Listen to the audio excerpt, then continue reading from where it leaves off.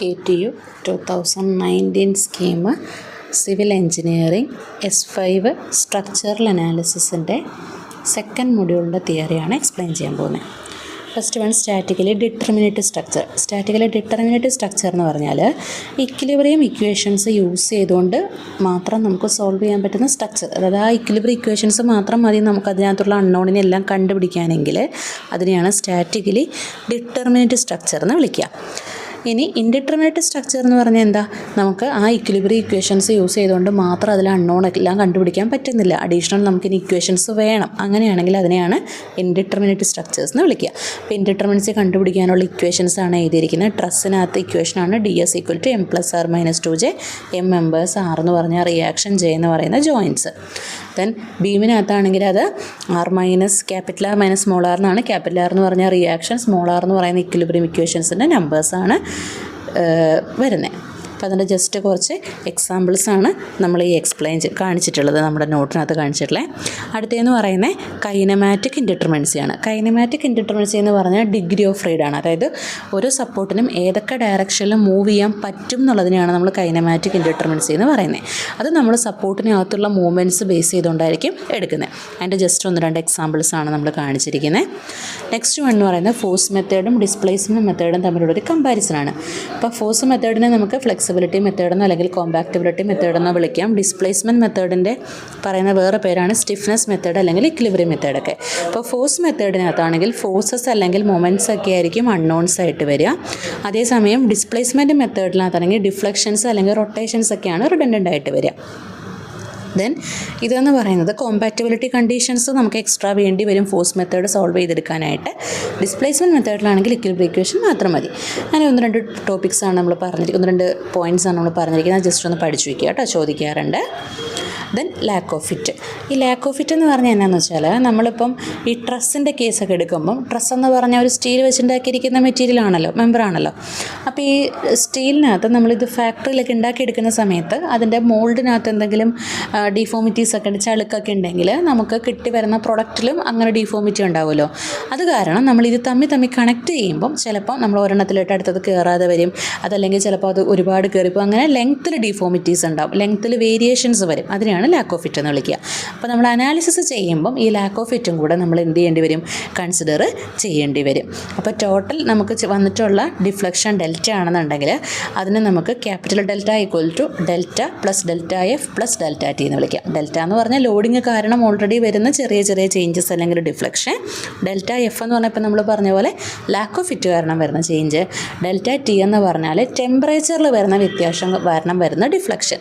അപ്പോൾ ഈ temperature steel എന്ന് പറയുന്ന മെറ്റീരിയൽ ഒരുപാട് ടെമ്പറേച്ചർ അനുസരിച്ച് ചെറിയ ചെറിയ വ്യത്യാസങ്ങളുണ്ടാവും. അപ്പോൾ അതാണ് ഡെൽറ്റ T എന്ന് പറയുന്നത്. ദെൻ നെക്സ്റ്റ് വൺ എന്ന് പറയുന്നത് സ്റ്റാറ്റിക്കലി ഡിറ്റർമിനേറ്റ് സ്ട്രക്ചറും ഇൻഡിറ്റർമിനേറ്റ് സ്ട്രക്ചറിലും ഈ ടെമ്പറേച്ചർ ചേഞ്ച് കാരണമൊക്കെ എന്താണ് വ്യത്യാസം വരിക എന്നാൽ. ഇപ്പോൾ ടെമ്പറേച്ചർ ചേഞ്ച് കാരണം ഡിറ്റർമിനേറ്റ് സ്ട്രക്ചർ ആണെങ്കിൽ അതിനകത്ത് ജോമെട്രിയിൽ ചെറിയ ചേഞ്ച് വരുന്നുള്ളതേ ഉള്ളൂ, വലുതല്ലാണ്ട് വലിയ ഒരുപാട് പ്രശ്നങ്ങൾ വരില്ല. അതേസമയം ഇൻഡിറ്റർമിനേറ്റ് സ്ട്രക്ചറിലാണെങ്കിൽ ലെങ്ത് ഓഫ് ദ മെമ്പറിനെയും ഫോഴ്സ് റെസ്പോൺസിനെയും ഒക്കെ അത് അഫക്റ്റ് ചെയ്യും. ഇനി സപ്പോർട്ട് സെറ്റിൽമെൻ്റ് ആണെങ്കിൽ ഡിറ്റർമിനേറ്റ് സ്ട്രക്ചറിൽ സപ്പോർട്ട് സെറ്റിൽമെൻറ്റിന് കാരണം വരിക എന്ന് പറയുന്നത് ബെൻഡിങ് മൊമെൻ്റ് ഒന്നും വരുന്നില്ല, ചെറിയ റിജിഡ് ബോഡി ഡിസ്പ്ലേസ്മെൻ്റ് ആണ് അതിനകത്ത് ഒക്കർ ചെയ്യുന്നത്. അതേസമയം ഇൻഡിറ്റർമിനേറ്റ് ആണെങ്കിൽ അതിനകത്ത് ബെൻഡിങ് മൊമെൻ്റ്, ഷിയർ ഫോഴ്സ് അങ്ങനത്തെ കാര്യങ്ങളെല്ലാം ഡെവലപ്പ് ചെയ്യും. ബെറ്റീസ് തിയറം എന്ന് പറഞ്ഞാൽ ഇപ്പോൾ ഒരു system of forces P1, P2, P3 etcetera എന്ന് പറയുന്ന ഒരു ബോഡിക്കകത്ത് ആക്ട് ചെയ്യാണ്. കറസ്പോണ്ടിങ് അവിടെ കുറച്ച് ഡിഫ്ലക്ഷൻസ് ഉണ്ടായി, Y1, Y2, Y3, capital Y1, Y2, Y3. അതുപോലെ തന്നെ അനദർ ബോഡിയിൽ Q1, Q2, Q3 എന്ന് പറഞ്ഞിട്ട് സിസ്റ്റം ഓഫ് ഫോഴ്സസ് ആക്ട് ചെയ്യുന്നു. കറസ്പോണ്ടിങ് ആണെങ്കിൽ ഉണ്ടാകുന്ന ഡിഫ്ലക്ഷൻസ് ആണ് Y1, small y1, y2, y3 etcetera. അങ്ങനെയാണെങ്കിൽ ഈ P സിസ്റ്റം ഓഫ് ഫോഴ്സസ് കാരണം ഉണ്ടാകുന്ന ഡിഫ്ലക്ഷൻ അല്ലെങ്കിൽ P സിസ്റ്റം ഓഫ് ഫോഴ്സസിൻ്റെ കറസ്പോണ്ടിങ് ആയിട്ടുണ്ടാകുന്ന വെർച്വൽ വർക്കും Q സിസ്റ്റം ഓഫ് ഫോഴ്സസിൻ്റെ കറസ്പോണ്ടിങ് ആയിട്ടുണ്ടാകുന്ന വെർച്വൽ വർക്കും ഈക്വൽ ആണെന്നാണ് ബെറ്റീസ് തിയറം പറയുന്നത്. ഈ വെർച്വൽ വർക്ക് എന്ന് പറഞ്ഞാൽ എന്താ, അത് work done by real forces. ഇപ്പോൾ P1, P2, P3 ആണ് റിയൽ ഫോഴ്സസ് എന്ന് പറഞ്ഞാൽ ആ റിയൽ ഫോഴ്സസ് കാരണം ഉണ്ടാകുന്ന ഹൈപ്പോത്തറ്റിക്കൽ ഡിസ്പ്ലേസ്മെൻറ്റ്. അതായത് ആക്ച്വലി അവിടെ ഡിസ്പ്ലേസ്മെൻ്റ് ഇല്ല, അതിൻ്റെ അപ്പുറത്തുണ്ടാവുന്ന ഹൈപ്പോത്തറ്റിക്കലായിട്ടുള്ള ഡിസ്പ്ലേസ്മെൻറ്റ്. അപ്പോൾ റിയൽ സിസ്റ്റം ഓഫ് ഫോഴ്സസ് കാരണം ഉണ്ടാവുന്ന ഹൈപ്പോത്തറ്റിക്കൽ ഡിസ്പ്ലേസ്മെൻറ്റും ഹൈപ്പോത്തറ്റിക്കലായിട്ടുള്ള ഫോഴ്സസ് കാരണം ഉണ്ടാവുന്ന റിയൽ ഡിസ്പ്ലേസ്മെൻറ്റും നടത്തുന്ന വർക്ക്, അതിനെയാണ് നമ്മൾ വെർച്വൽ വർക്ക് എന്ന് പറയുന്നത്. നെക്സ്റ്റ് ഇതാണ് Maxwell's theorem of reciprocal deflection. ഈ മാക്സ്വെല്ലിൻ്റെ തിയറം പറയുന്നത് എന്താണെന്ന് വെച്ചിട്ടുണ്ടെങ്കിൽ, ഇപ്പോൾ ഒരു സപ്പോർട്ടാണ് വിചാരിക്കുക, അതിൽ എ ബി എന്ന് പറയുന്ന 2 പോയിൻ്റ് നമ്മൾ എടുത്തു. അപ്പോൾ അതിനകത്ത് ഞാൻ ആദ്യം ഇത് ബി എന്ന് പറയുന്ന പോയിന്റിൽ ഒരു ലോഡ് അപ്ലൈ ചെയ്തെന്ന് വിചാരിക്കുക. കറസ്പോണ്ടിങ് ആയിട്ട് എനിക്ക് ബിയിൽ ഒരു ഡിഫ്ലക്ഷൻ കിട്ടി, എ എന്ന് പറയുന്ന പോയിന്റിൽ ഒരു ഡിഫ്ലക്ഷൻ കിട്ടി. അതുപോലെ തന്നെ അടുത്തത് ഞാൻ ആ എ എന്ന് പറയുന്ന പോയിന്റിൽ ഒരു ഫോഴ്സ് അപ്ലൈ ചെയ്തു. അപ്പോൾ അതിന് കറസ്പോണ്ടിങ് ആയിട്ട് എനിക്ക് എയിലൊരു ഡിഫ്ലക്ഷൻ കിട്ടി, ബിയിലൊരു ഡിഫ്ലക്ഷൻ കിട്ടി. അപ്പോൾ മാക്സ്വെൽ റെസിപ്രോക്കൽ തിയറം പറയുന്നത് എന്താണെന്ന് പറഞ്ഞാൽ, എ എന്നുള്ള പോയിന്റിൽ ലോഡ് ആക്ട് ചെയ്യുമ്പോൾ ബിയിലുണ്ടാവുന്ന ഡിഫ്ലക്ഷനും ബി എന്ന് പറയുന്ന പോയിന്റിൽ ലോഡ് ആക്ട് ചെയ്യുന്നത് കാരണം കറസ്പോണ്ടിങ് എയിലുണ്ടാവുന്ന ഡിഫ്ലക്ഷനും ഈക്വൽ ആയിരിക്കും, രണ്ടും സിമിലർ ആണെന്നാണ് മാക്സ്വെല്ലിൻ്റെ തിയറം പറയുന്നത്. നെക്സ്റ്റ് വൺ എന്ന് പറയുന്നത് കാസ്റ്റിഗ്ലിയാനോസ് സെക്കൻഡ് തിയറം. കാസ്റ്റിഗ്ലിയാനോയുടെ സെക്കൻഡ് തിയറം എന്താ എക്സ്പ്ലെയിൻ ചെയ്യുന്നതെന്ന് പറഞ്ഞാൽ, നമുക്ക് ഏതെങ്കിലും ഒരു പോയിൻറ്റിനകത്തുള്ള ഡിഫ്ലക്ഷൻ കിട്ടണമെങ്കിൽ സ്ട്രെയിൻ എനർജീനെ ആ പോയിൻറ്റിലുള്ള ലോഡ് വെച്ചിട്ട് ഡിഫറൻഷ്യേറ്റ് ചെയ്താൽ മതി. അതാണ് കാസ്റ്റിഗ്ലിയാനോ സെക്കൻഡ് തിയറം എക്സ്പ്ലെയിൻ ചെയ്യുന്നത്. അപ്പോൾ നമുക്കതിൻ്റെ പ്രൂഫ് നോക്കിയാൽ നമുക്കറിയാം, strain energy use equal to half into load into displacement അല്ലേ. അപ്പോൾ half into P1 into corresponding deflection Y1 plus P2 half into P2 load into corresponding deflection Y2 അങ്ങനെ എഴുതാം. Y1 പകരം നമുക്ക് സബ്സ്റ്റിറ്റ്യൂഷൻ കൊടുക്കുക. A1 P1 A11 P1 A1 plus A12 P2 plus A13 P3 അങ്ങനെ extra substitution കൊടുക്കുക. അതെടുത്ത് നമ്മൾ ഇക്വേഷനിൽ ഇട്ടെടുത്ത് കഴിയുമ്പോഴത്തേക്കും യൂസ് ഈക്വൽ ടു എന്ന് പറഞ്ഞൊരു എക്സ്പ്രഷൻ കിട്ടി.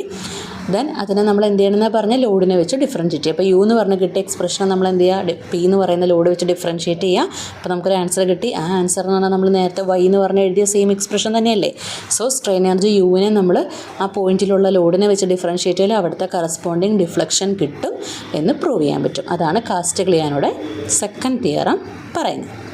ദെൻ ലാസ്റ്റ് ടോപ്പിക്കാണ് principle of virtual work. Principle of virtual work പറയുന്നത് എന്താണെന്ന് വെച്ചിട്ടുണ്ടെങ്കിൽ, ഇപ്പോൾ ഒരു റിജിഡ് ബോഡി ഇക്വിലിബ്രിയത്തിലാണെന്ന് വിചാരിക്കുക.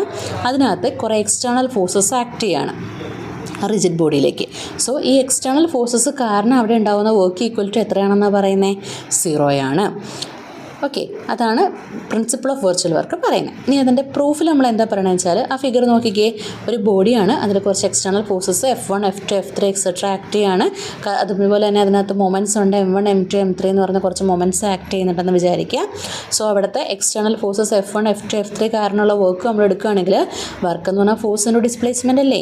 So force F1 into displacement Δ1 plus F2 into Δ2 plus F3 into Δ3 എന്ന് വിളിക്കാം. അതാണ് അവിടുത്തെ വെർച്വൽ വർക്ക് എന്ന് പറയുന്നത്. ഇനി മൊമെൻറ്റ്സ് കാരണം അവിടെ ഉണ്ടായിട്ടുള്ള ഡീഫോർമേഷനാണ് Δθ1 Δθ2 Δθ3 എക്സെട്ര എന്ന് വിചാരിക്കുക. അപ്പോൾ അവിടുത്തെ വർക്ക് എങ്ങനെയായിരിക്കും, M1 into Δθ1 plus M2 into Δθ2 plus M3 into Δθ3. So നമുക്കതിൻ്റെ ടോട്ടൽ റിസൾട്ടൻ്റ് എടുക്കണമെങ്കിൽ എന്ത് ചെയ്താൽ മതി, ഇതെല്ലാം കൂടെ സം ചെയ്താൽ പോരെ. ഇതെല്ലാം കൂടെ സം ചെയ്യുക. സോ സിൻസ് ഇക്വിലിബ്രിയത്തിലാണ് നമ്മളുടെ സിസ്റ്റം, ഇക്വിലിബ്രിയത്തിലാണെന്ന് പറയുന്നതുകൊണ്ട് നമുക്ക് എന്ത് ചെയ്യാം, റിസൾട്ടൻ്റ് ഇസ് ഈക്വൽ ടു 0 എന്ന് പറയാം. അതായത് ഡെൽറ്റ ഡി യു എന്ന് പറയുന്ന വാല്യൂ ഈക്വൽ ടു എത്രയായിരിക്കും, 0 ആയിരിക്കും.